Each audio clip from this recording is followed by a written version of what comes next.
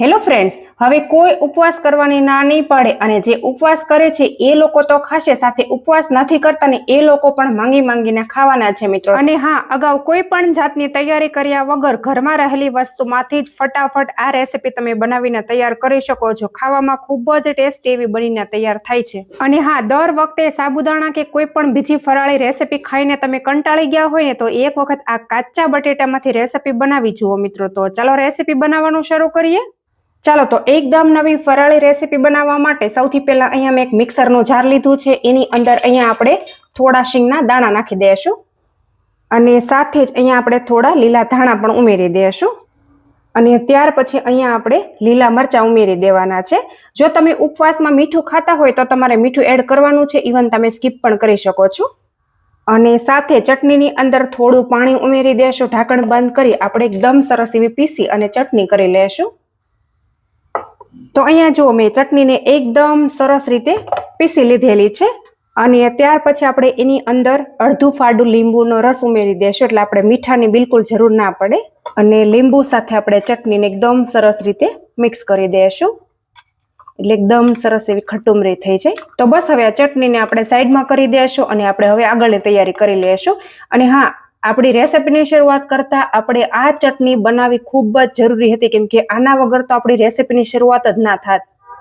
ચાલો ત્યાર પછી અહીંયા આપણે લેવાના છે બટેટા. તો મેં અત્યારે 2 બટેટા લીધા છે અને આપણે બટેટાને આ રીતે છાલ ઉતારી દઈશું. તો હવે અહીંયા જુઓ, મેં બંને બટેટાની એકદમ સરસ રીતે છાલ ઉતારી લીધી છે અને ત્યાર પછી અહીંયા આપણે એક બટેટાની આ રીતે સ્લાઈસ કરવાની છે અને બીજું બટેટું છે એને આપણે ખમણવાનું છે. બંને બટેટાની આપણે સ્લાઈસ નથી કરવાની.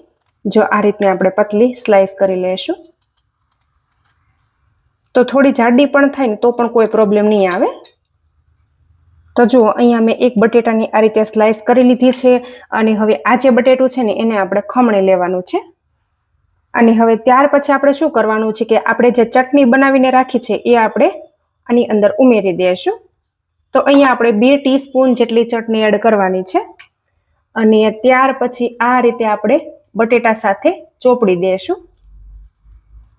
જો આ રીતે ચટણીનું બટેટા ઉપર લેયર થઈ જવું જોઈએ, એકદમ સરસ એવી પ્રોપર આ રીતે. જો તો તમને કદાચ થતું હશે કે આ રીતે ફરાળી ભજીયા કે એવું કંઈ બનાવે છે, પણ ના, આજે આપણે એકદમ નવી રેસીપી બનાવીને તૈયાર કરવાની છે, જે પહેલાં તમે ક્યારેય નહીં બનાવી હોય. અને જો તમે આ રીતે ટ્રાય કરશો ને તો ખૂબ જ ટેસ્ટી એવી બનીને રેડી થશે અને જે ઉપવાસ નહીં કરતા હોય ને એ લોકો પણ ઉપવાસ કરવાની હા પાડશે.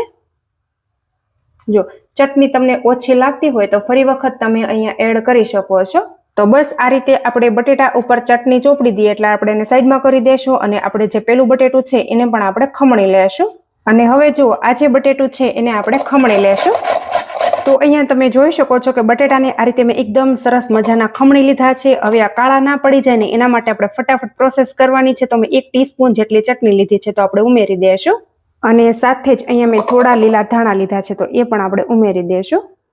અને સાથે જ અહીંયા મેં લીલા મરચાં લીધા છે, તો એ પણ આપણે ઉમેરી દઈશું. આ રીતે થોડા મેં રાઉન્ડ શેપમાં કટ કરેલા છે. અને હવે જુઓ, અહીંયા તમારે કોઈ પણ ફરાળી લોટ લેવાનો છે. તમારી પાસે જો સાંબાનો લોટ હોય તો એ પણ તમે લઈ શકો છો, મોરૈયાનો લોટ લઈ શકો છો, અથવા સિંગોડાનો લોટ પણ તમે લઈ શકો છો. તમારી પાસે જે પણ લોટ ફરાળી અવેલેબલ હોય એનો તમે યુઝ કરી શકો છો. તો અહીંયા આપણે એકદમ થોડો થોડો કરીને પહેલા ઉમેરી દઈશું. અને હા, જો તમારી પાસે સાબુદાણાનો લોટ અવેલેબલ હોય તો તમે એનો પણ ઉપયોગ કરી શકો છો. અને સાબુદાણાનો લોટ ના હોય તો તમારે સાબુદાણાને શેકી લેવાના. શેકી અને તમે મિક્સરમાં પીસી લેશો ને એટલે એનો પણ એકદમ સરસ મજાનો લોટ થઈ જશે. અને ત્યાર પછી આ રીતે આપણે આળું માળું મિક્સ કરવાનું છે. તો હું કઈ રીતનું મિક્સ કરું છું ને એ તમે અત્યારે જોઈ શકો છો. બટેટાનું પ્રમાણ આપણે વધુ રાખવાનું છે અને લોટનું પ્રમાણ આપણે એકદમ ઓછું રાખવાનું છે. અને હા, જો આ રેસીપી તમે ફરાળમાં ખાવાના હોય તો તમારે આની અંદર મીઠું કે મસાલા કોઈ જ નાખવાની જરૂર નથી મિત્રો.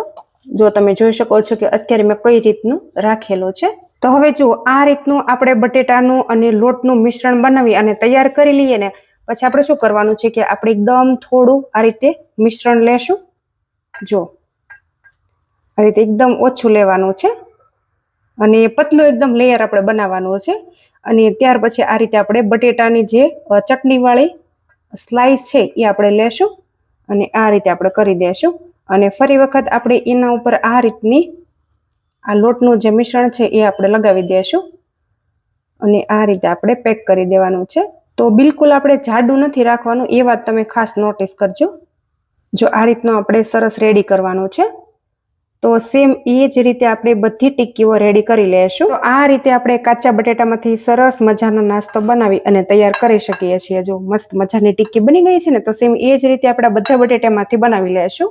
તો અહીંયા તમે જોઈ શકો છો કે આ રીતે કાચા બટેટાની બધી ટિક્કીઓ બનાવી અને મેં તૈયાર કરી લીધી છે. તો અત્યારે લાઇટ વહી ગઈ છે ને, એટલે તમને પ્રોપર નહીં દેખાતી હોય, તો જો તમને બતાવી દઉં.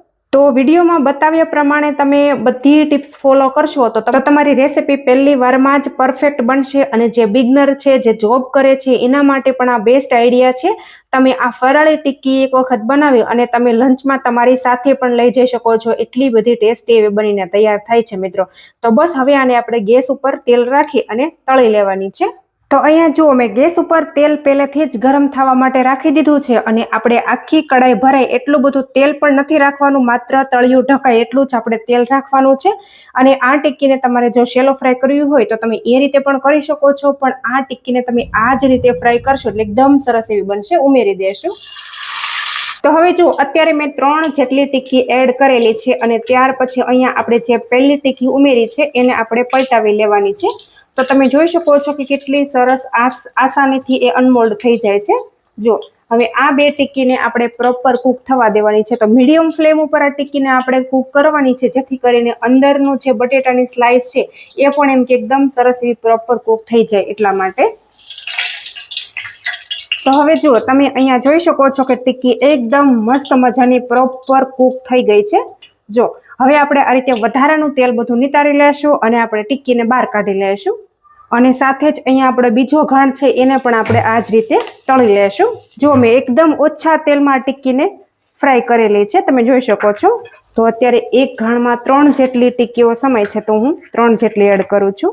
તો હવે જુઓ, આ નાસ્તાને આપણે કાપીએ ને તો એના અંદરથી એક સરસ મજાનું સ્ટફિંગ નીકળશે. જો આ રીતે બટેટાની પૂરીનું સ્ટફિંગ નીકળે છે સરસ મજાનું.